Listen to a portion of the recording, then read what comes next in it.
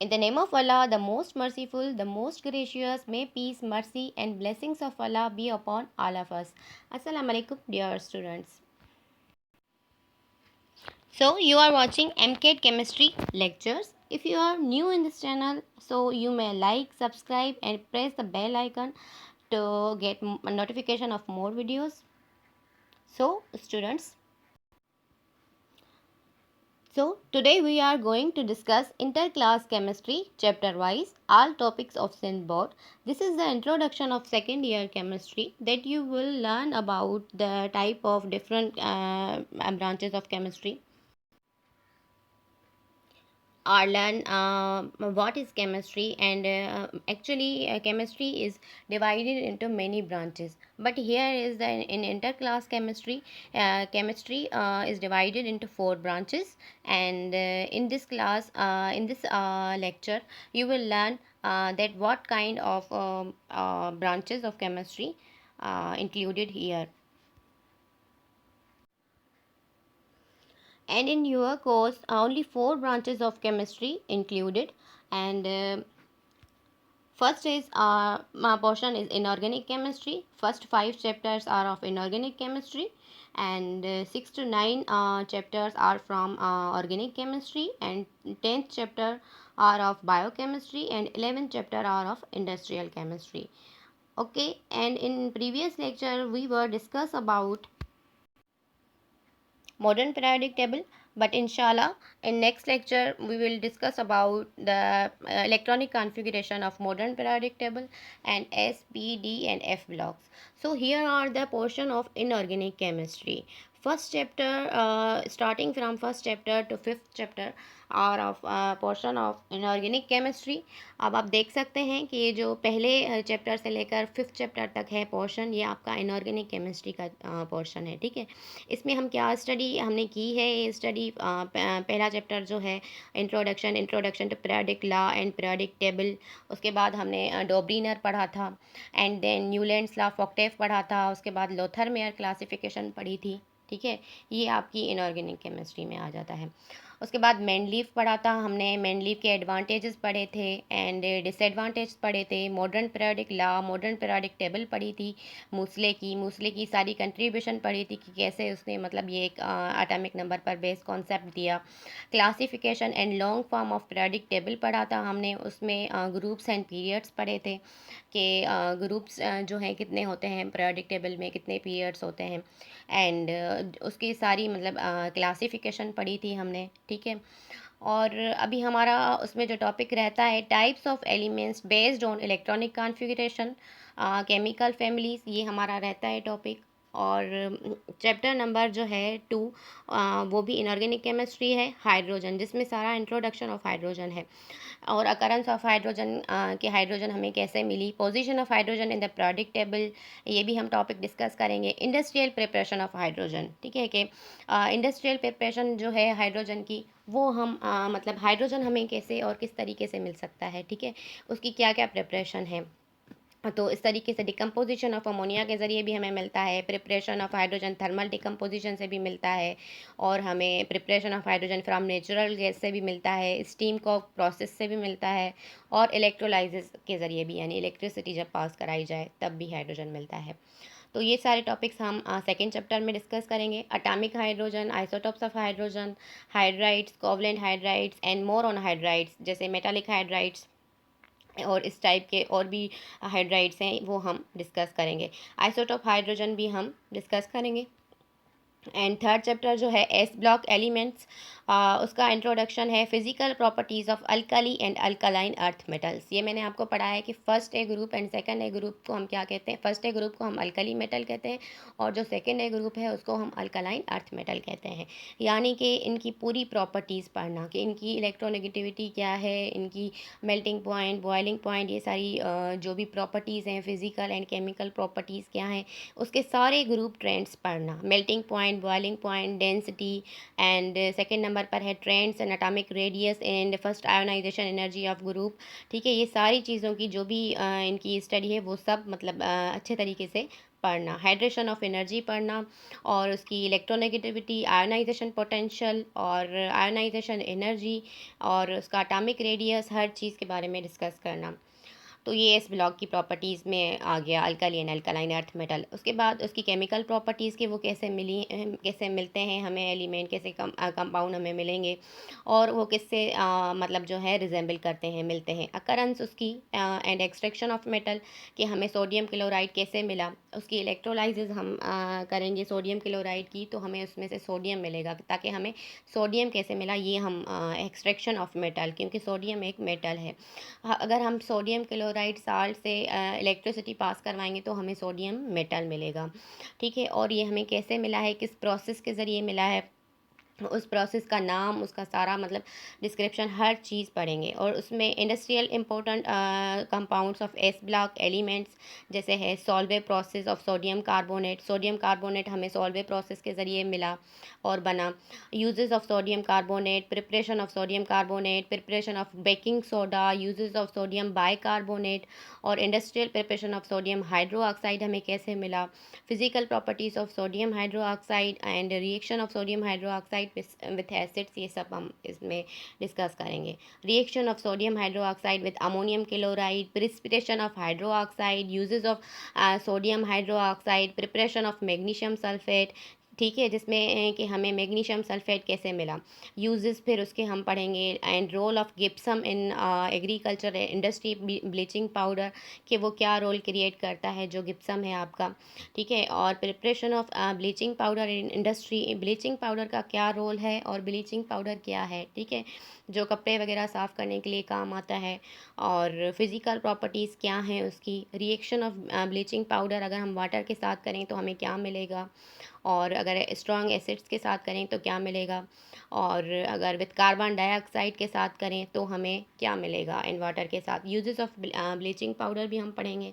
ठीक है, और ब्लीचिंग पाउडर किस प्रोसीजर्स के ज़रिए मेक होता है, प्रिपेयर होता है, ये भी हम पढ़ेंगे। ठीक है, और इसके अलावा है फोर्थ चैप्टर। फोर्थ चैप्टर है पी ब्लॉक एलिमेंट्स।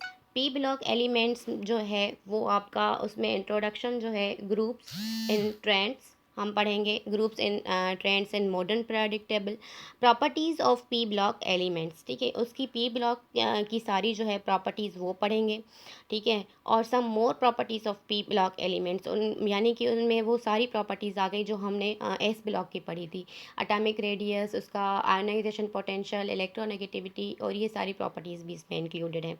उसके बाद हम बोरिक एसिड के बारे में पढ़ेंगे, preparation of boric acid on commercial scale, कि बोरिक एसिड हमें कैसे मिला, उसकी प्रॉपर्टीज़, उसकी मैन्युफैक्चर, और उसकी सारे यूजेस वगैरह भी पढ़ेंगे। मेटलर्जी ऑफ मेटल्स पढ़ेंगे। उसके बाद occurrence of aluminium, metallurgy of aluminium and purification of bauxite, कि बॉक्साइट को हम कैसे प्यूरिफाई कर सकते हैं।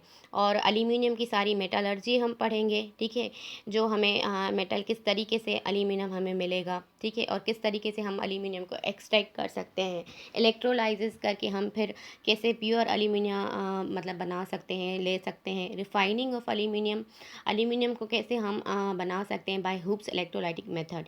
Reaction of aluminium with air and reaction of aluminium with metal, non metal and acids, alkalies and thermite process का सारा। Preparation of potassium, potash अलम जो फिटकरी होती है उसकी प्रिपरेशन करना। यूजेस ऑफ पोटाश अलम, पानी को साफ़ करने के लिए इस्तेमाल होता है। ये सारी चीज़ें हम पढ़ेंगे। और फोर्थ चैप्टर में एलोट्रोपी और डायमंड है, ग्रेफाइट है, जैसे ये सारे एक कार्बन के एलोट्रोप हैं, एलोट्रोप्स के बारे में पढ़ेंगे। लेड पिगमेंट्स के बारे में पढ़ेंगे and more on compounds of lead pigment such as red lead pigment, white lead pigment, yellow lead pigment, these all are pigments. And nitric acid, preparation of nitric acid पढ़ेंगे। Industrial process जो होता है उसका क्या होता है, किस method से बनता है। फिज़िकल प्रॉपर्टीज़, उसकी यूजेस, उसके रिएक्शंस जो हैं नाइट्रिक एसिड का अगर हम मेटल के साथ करें तो हमें क्या मिलेगा, नाइट्रिक एसिड को अगर हम नॉन मेटल के साथ रिएक्ट करें, और कापर और सिल्वर और क्वाइनेज मेटल्स के साथ, ये जैसे कापर, सिल्वर एंड मरकरी, यही क्वाइनेज मेटल है। अगर हम नाइट्रिक एसिड को क्वाइनेज मेटल के साथ करेंगे या जिंक के साथ, जो मतलब कम्प्लीटली ट्रांजिशन एलिमेंट नहीं है, मेटल नहीं है, जिंक। ठीक है, वो उसके साथ करेंगे तो हमें क्या मिलेगा। और नाइट्रेशन रिएक्शन, उसका सारा इफेक्ट, उस पर टेम्परेचर का क्या हो रहा है, और uses of nitric acid, formation of aqua regia, ये सारी चीज़ें हम इसमें स्टडी करेंगे। Allotropic form of sulphur, introduction to sulphur, rhombic sulphur, preparation of rhombic sulphur, monoclinic sulphur, preparation of monoclinic sulphur and plastic sulphur, यानी सल्फर की सारी study जो बर्निंग पर्पज़ के लिए इस्तेमाल होता है सल्फर, तो उसकी सारी प्रिपरेशन, उसके सारे यूजेस, और monoclinic sulphur, types of sulphur, allotropic form of sulphur सारे, जैसे एलोट्रोपिक फॉर्म हमने कार्बन के पढ़ेंगे हम वैसे, और हाइड्रोजन सल्फाइड भी पढ़ेंगे, उसकी सारी प्रिपरेशन, उसकी प्रॉपर्टीज़, ठीक है। और देन आता है सल्फ्यूरिक एसिड कि कैसे प्रिपेयर होता है, उसकी प्रॉपर्टीज़, उसके यूजेस, उसकी सल्फोनेशन ऑफ बेंजीन कैसे होगी, मतलब कि बेंजीन के साथ रिएक्ट करेंगे तो हमें क्या मिलेगा, और उसके oxidation of non metal with sulphuric acid, जब हम नॉन मेटल के साथ रिएक्शन करवाएंगे तो कैसे उसमें ऑक्सीडेशन क्रिएट होगी, oxidation of metal with sulphuric acid, जब मेटल्स के साथ रिएक्ट करवाएंगे तो क्या प्रोड्यूस होगा और क्या ऑक्सीडेशन होगी या रिडक्शन होगी, ठीक है। उसके बाद क्लोरीन की सारी preparation of chlorine from Nelson cell, preparation of chlorine from Castner Kellner cell, ठीक है। और फिजिकल प्रॉपर्टीज़ क्लोरीन की, reaction chlorine with metal and non metal, chlorine को जब मेटल के साथ रिएक्शन करवाएंगे या नॉन मेटल के साथ, या एडिशन रिएक्शन ऑफ क्लोरीन कि क्लोरीन को हम किसके साथ ऐड करवा रहे हैं, और सब्स्टिट्यूशन किसके साथ करवा रहे हैं क्लोरीन की, और oxidation and bleaching action of chlorine, uses of chlorine, ये सारी चीज़ें हम 4th चैप्टर में पढ़ेंगे।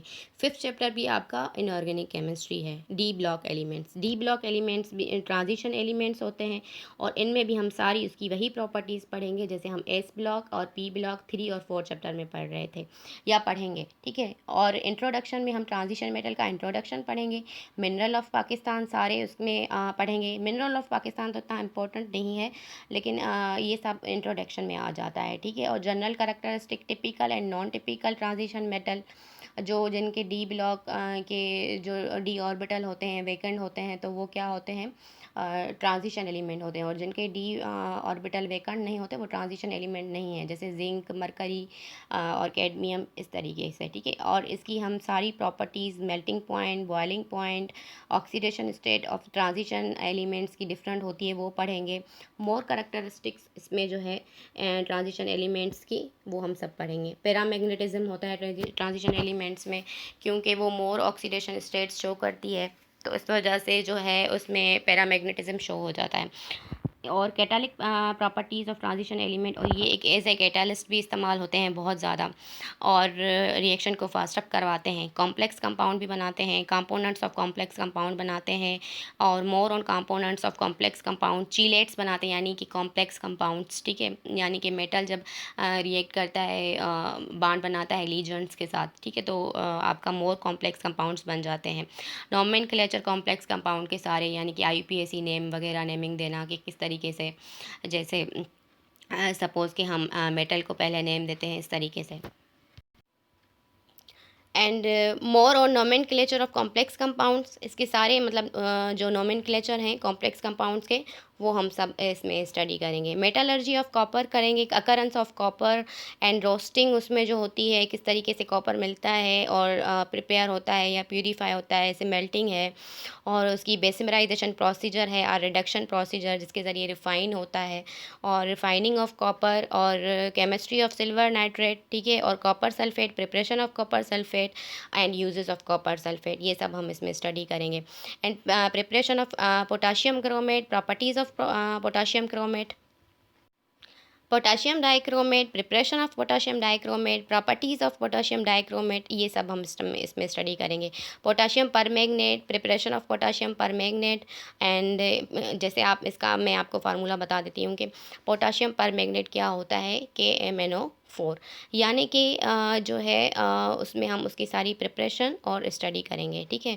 और properties of potassium permanganate and more on properties of potassium permanganate की, और भी केमिकल और प्रॉपर्टीज़ और उसकी फ़िज़िकल प्रॉपर्टीज़। और ये जो है फार्मूला पोटाशियम डाइक्रोमेट का होता है Cr2O7 पोटाशियम डाइक्रोमेट, इनकी सारी ये स्टडीज़ होंगी।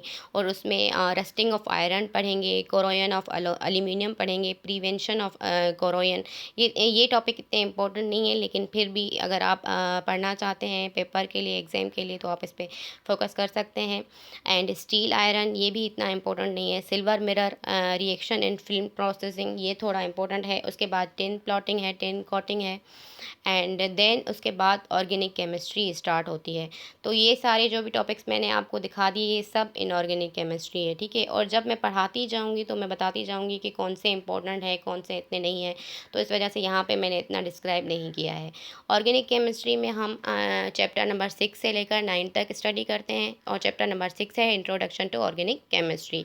उसमें पहले आपको जो है ऑर्गेनिक केमिस्ट्री में इस 6 चैप्टर से पहले आपको नोमेनक्लेचर पढ़ना पड़ेगा। IUPAC जो सिस्टम है ना, उसके बारे में आपको पढ़ना पड़ेगा। International union and pure applied chemistry जो है IUPAC, वो आपको पढ़ना पड़ेगा।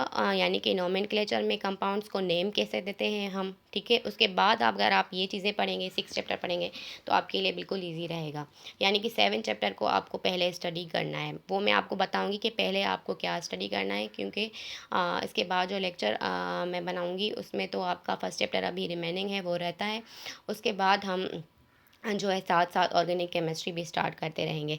और उसमें इसमें जो है चैप्टर नंबर 6 में ये टॉपिक्स हैं सारे, आप देख सकते हैं। Natural sources of organic compounds, basic introduction to organic chemistry, modern definition of organic chemistry, coal and its types, destructive distillation of coal, natural gas, petroleum और फ्रैक्शनल डिस्टिलेशन, उसकी सारी मतलब कि किस तरीके से हमें पेट्रोल मिलता है रिफाइनिंग के ज़रिए, रिफॉर्मिंग ऑफ पेट्रोलियम, ये सब हम इसमें पढ़ेंगे। और क्रैकिंग पढ़ेंगे। क्रैकिंग क्या होता है कि एक आपका मतलब कंपाउंड है, वो डिफरेंट कंपाउंड्स छोटे छोटे में मतलब टूट रहा है, ठीक है, तो ये क्रैकिंग होती है। और एक होती है पॉलीमराइजेशन, जो जब छोटी छोटी चीज़ें मिलकर एक बड़ा मालिक्यूल बनाती हैं, macromolecule, addition of polymerisation, condensation polymerisation, कि हम कैसे कंडेंस करके पॉलीमर बनाते हैं। ये सारी क्लासिफिकेशन ऑफ ऑर्गेनिक कंपाउंड्स पढ़ेंगे, types of acyclic compounds and cyclic compounds. और बेंजीन के बारे में भी हम स्टडी करेंगे, और उसकी होमोलोगस सीरीज़ पढ़ेंगे, आइसोमेरिज्म पढ़ेंगे, आइसोमेरिज्म के टाइप पढ़ेंगे, structural isomerism, position isomerism and functional isomerism. Isomer means के आपका जो है same molecular formula but different structural formula, ठीक है। एक ही जो है आपका, जैसे आप ये कह सकते हैं कि जो आइसोमर होते हैं, जैसे कोई दो जुड़वा ब्रदर या सिस्टर्स, तो वो उसका आइसोमर है। इस तरीके से जैसे same molecular formula but different structural formula. उसके बाद हम नोमेनक्लेचर पढ़ेंगे, nomenclature of alkyl groups, types of carbon atoms in a compound, nomenclature of alkane, इसमें सारा कार्बन से कार्बन का जो बांड होता है वो सिंगल होता है। और अल्कीन में कार्बन का कार्बन के साथ डबल बांड होता है। Nomenclature of alkyne, nomenclature of alkyne and alkyl भी पढ़ेंगे। और amines and it's nomenclature, amine के बारे में भी पढ़ेंगे। और अल्काइन में जो है कार्बन का कार्बन के साथ ट्रिपल बांड होता है, ये मैं आपको पढ़ाऊँगी। उसके बाद फंक्शनल ग्रुप पढ़ेंगे, एंड फंक्शनल ग्रुप्स और भी बहुत ज़्यादा टाइप्स हैं फंक्शनल ग्रुप्स के, वो भी हम पढ़ेंगे, ठीक है। और 7 चैप्टर में आपका आता है chemistry of hydrocarbons, open chain and close chain hydrocarbons, saturated hydrocarbons, unsaturated hydrocarbons. Saturated means कि आपका उसकी कार्बन की वैलेंसी सेटिस्फाई होगी, अनसेचुरेटेड में कार्बन की वैलेंसी सेटिस्फाई नहीं होगी। अल्केन्स के बारे में पढ़ना, alkenes, alkynes, types of cyclic compounds के बारे में पढ़ना। और उसके बाद हम उसकी केमिस्ट्री ऑफ मीथेन पढ़ेंगे। मीथेन एक मॉश गैस है जो हमें मॉशी प्लेस से मिली है, यानी कि गंदगी से मिली है। और ये हम रोज़मर्रा की ज़िंदगी में जो हम स्टफ़ में इस्तेमाल करते हैं गैस में, वो भी आपकी 94% मीथेन है, बाकी अदर गैसेस हैं 6%। तो आप मीथेन गैसेस को कह सकते हैं। उसकी प्रॉपर्टीज़ पढ़ेंगे और उसकी प्रिपरेशन, और halogenation of alkane, more on halogenation of alkane, उसकी हेलोजिनेशन कैसे होगी और हमें जो है मीथेन मिलेगा। और combustion of alkane, uses of methane and ethane, ठीक है। और उसके बाद प्रिपरेशन ऑफ आती है ईथेन। मीथेन के बाद आपका सब क्लास ईथेन स्टार्ट हो जाता है। प्रिपरेशन ऑफ अल्केन पढ़ेंगे, addition of hydrogen and alkene पढ़ेंगे, अल्काइन पढ़ेंगे एंड यहाँ पे अल्केन के बाद अल्कीन और उसके बाद फिर अल्काइन और उसके बाद जो है उनकी सारी कंबसेशन और उसकी सारी हेलोजिनेशन ये सब स्टडी करेंगे। उसके बाद आता है केमिस्ट्री ऑफ इथीन, इथलीन। यहाँ पे जो मैंने आपको बताया कि वो क्या था, एक प्रिपरेशन ऑफ अल्केन था और addition of hydrogen in alkene, यानी कि यहाँ पे टॉपिक इथेन ही था, लेकिन क्या कह रहा था कि अगर हम अल्कीन में एक हाइड्रोजन डालेंगे तो हमें इथेन मिलेगा। ठीक है, ये मैं आगे आपको पढ़ाऊंगी, पता ये टॉपिक इथेन ही है। ठीक है, उसके बाद इथीन है, chemistry of ethene, sp2 hybridisation इसमें होती है। उसके बाद डिहाइड्रेशन अल्कोहल की करेंगे तो हमें इथेन मिलेगा। डिहाइड्रोहेलोजिनेशन ऑफ अल्काइल हेलाइड करेंगे तो हमें इथीन मिलेगा। डिहेलोजिनेशन ऑफ विक्सिनल डाइहेलाइड करेंगे तो हमें इथीन मिलेगा और ये टॉपिक जो है वो इथीन का है। पार्शल हाइड्रोजिनेशन ऑफ अल्काइन करेंगे तो हमें इथीन मिलेगा, यानी अल्काइन को तोड़ेंगे। और फिर जो है फिजिकल प्रॉपर्टी इथीन की और उसकी सारी हाइड्रोजिनेशन ऑफ इथीन, उसके uses, addition of halogen in alkene, ठीक है, और addition of sulphuric acid in alkene, hydrohalogenation of alkene, ठीक है, उसमें हम हाइड्रोजन कैसे डाल रहे हैं। और उसके बाद कंफर्मेशन टेस्ट फॉर अनसेचुरेशन कि अल्कीन वाकई अल्कीन डबल बॉन्ड है या नहीं है। और hydroxylation of alkene, reaction of ethene, यानी इसमें फिर वाटर डालेंगे, ठीक है, और OH के साथ रिएक्शन करवाएंगे और reaction of ethene with water and combustion and polymerisation of ethene and uses of ethene, ये सब हम इसमें 7 चैप्टर में पढ़ेंगे। और इथाइन उसके बाद है केमिस्ट्री ऑफ इथाइन, यानी ट्रिपल बॉन्ड कार्बन का कार्बन के साथ, उसमें sp हाइब्रिडाइजेशन होगी। ठीक है, ये मैं आगे आपको बताऊंगी। उसकी preparation of ethyne, physical properties और उसकी हाइड्रोजिनेशन ऑफ इथाइन, ये सारे प्रोसीजर जो अल्कीन में हम पढ़ के आए। Hydrogenation of ethyne, addition reaction of halogen, hydrohalogenation of ethyne, addition of ammonia and hydrogen cyanide in alkyne, addition of water, oxidation reaction in alkyne, acidic nature of alkyne and uses of acetylene. Acetylene और alkyne बात एक ही है।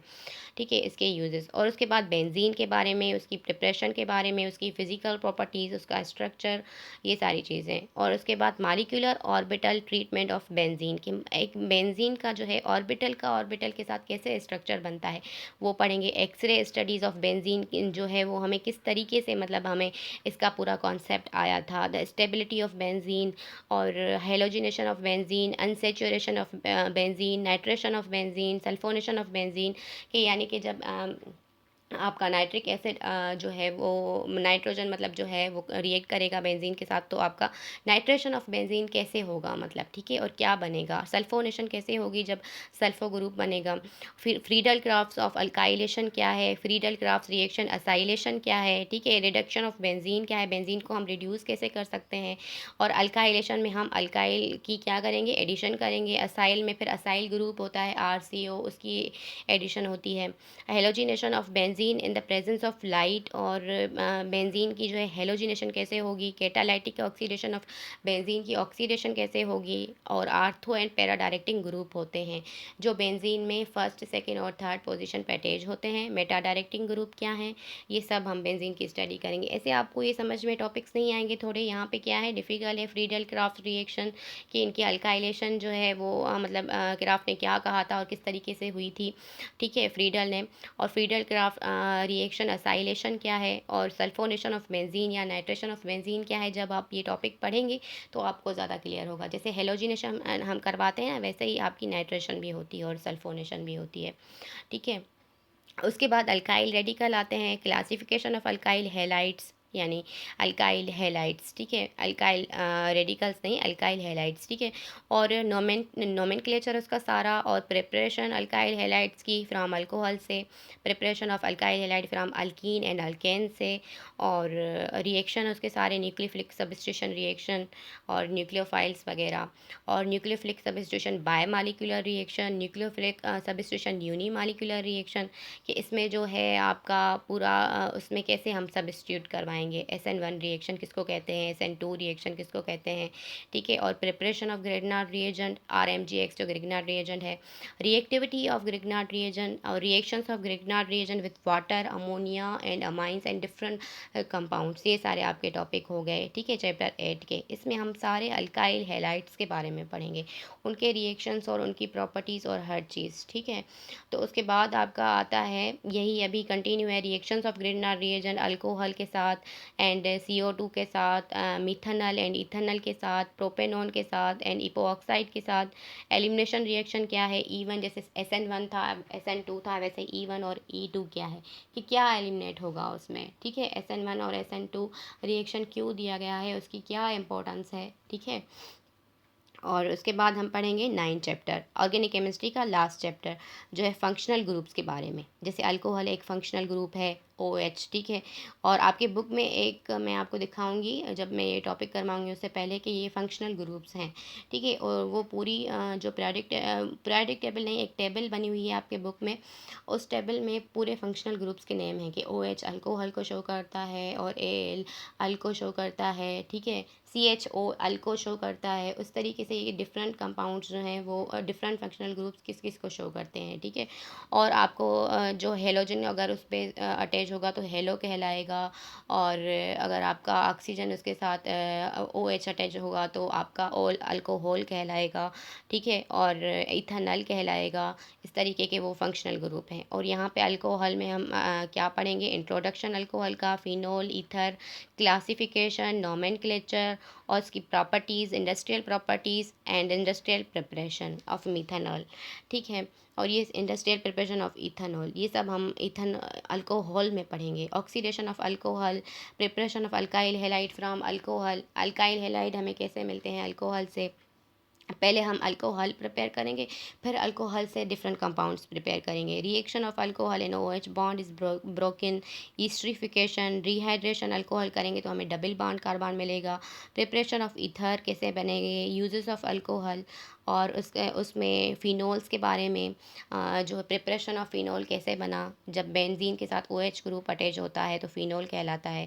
Nitration phenol की यानी कि NO2 phenol में कैसे attach हुआ, सल्फोनेशन SO3 जो आपका ग्रुप है वो उसमें कैसे मतलब अटैच होगा फिनोल में। ईथर्स में, ईथर्स की प्रिपरेशन, नोमेनक्लेचर, केमिकल रिएक्टिविटी, ठीक है, ये सब पढ़ेंगे। अल्डिहाइड एंड कीटोन क्या है, उनका पूरा इंट्रोडक्शन पढ़ेंगे। जब RCO अटैच होता है ग्रुप आपका जो है CH3 मिथाइल ग्रुप के साथ, तो वो एक तो अल्डिहाइड होता है, एक ग्रुप अल्डिहाइड होता है और एक कीटोन, उसका पूरा स्ट्रक्चर है मैं आपको दिखाऊंगी, बताऊंगी उसका पूरा nomenclature aldehyde, nomenclature of ketone, preparation of formaldehyde और उसी से ही फार्मल्डिहाइड कैसे बन रहा है, ठीक है। RCOH जो होता है, R शो करता है यहाँ पे CH3 को, RCOH होता है वो फार्मल्डिहाइड होता है, और RCOR जो होता है वो आपका क्या होता है, कीटोन होता है, ठीक है। और यहाँ पे अल्डिहाइड में क्या होता है, RCO और H होता है, यानी ये अल्डिहाइड है आपका। Preparation of acetaldehyde, addition of hydrogen cyanide, ये सब हम इसमें पढ़ेंगे। Addition of hydrogen cyanide in carbonyl compounds, ठीक है, हाइड्रोजन साइनाइड यानी HCN। और उसके बाद reactions of carbonyl compounds with hydroxyl amine, carbonyl compound के हाइड्रोक्साइल अमाइन के साथ यानी कि NH2OH के साथ क्या रिएक्शन है।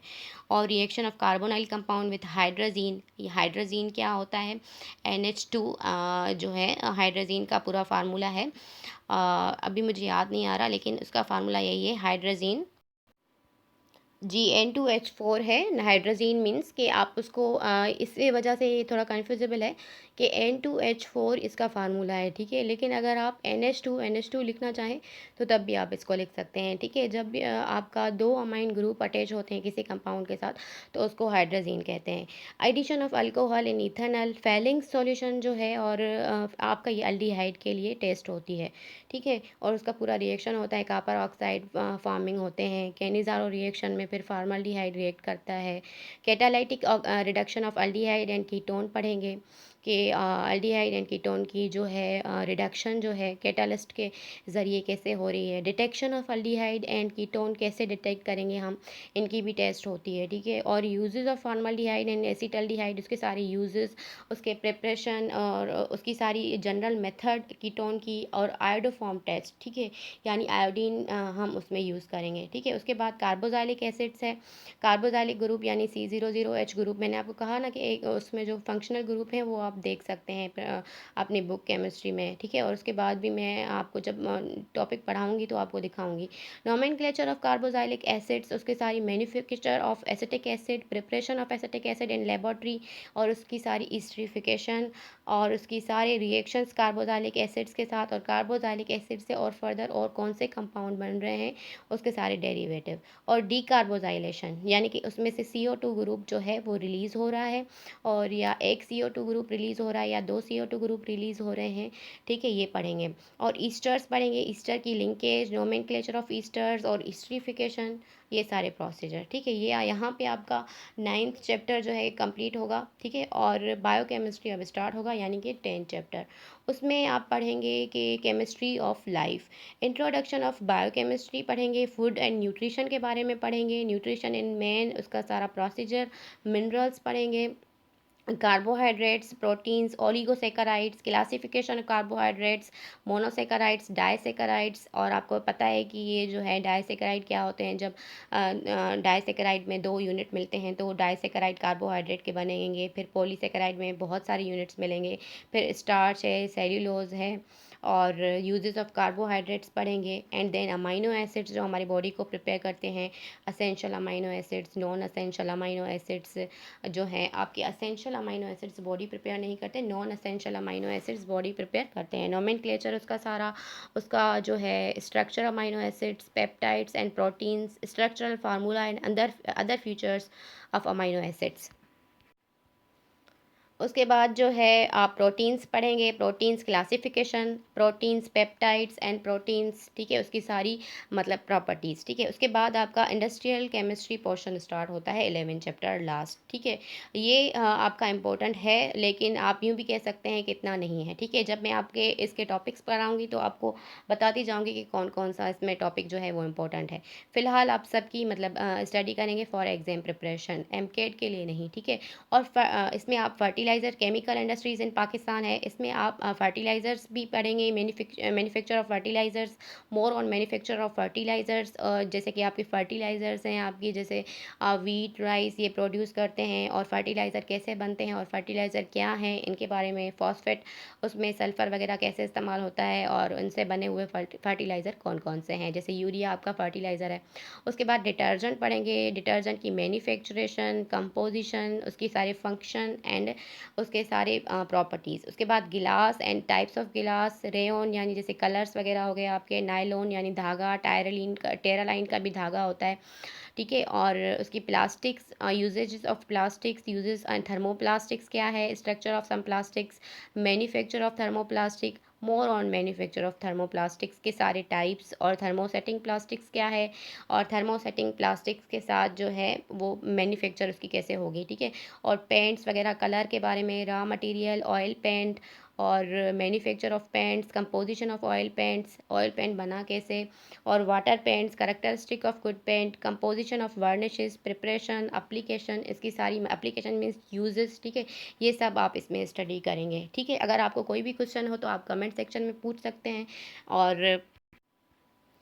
और इसके बाद जो मैं आपको टॉपिक पढ़ाऊँगी वो फर्स्ट चैप्टर अभी हमारा कंटिन्यू है, ठीक है। तो इसमें मैं लेक्चर का कोई नेम नहीं दे रही, लेकिन ये बस आपका जो है इंट्रोडक्शन था, ठीक है, introduction to second year chemistry था। इसमें मैंने आपको जो भी चीज़ें हम पढ़ेंगे वो सारी डिस्क्राइब की हैं कि हम ये टॉपिक्स पढ़ेंगे, ठीक है।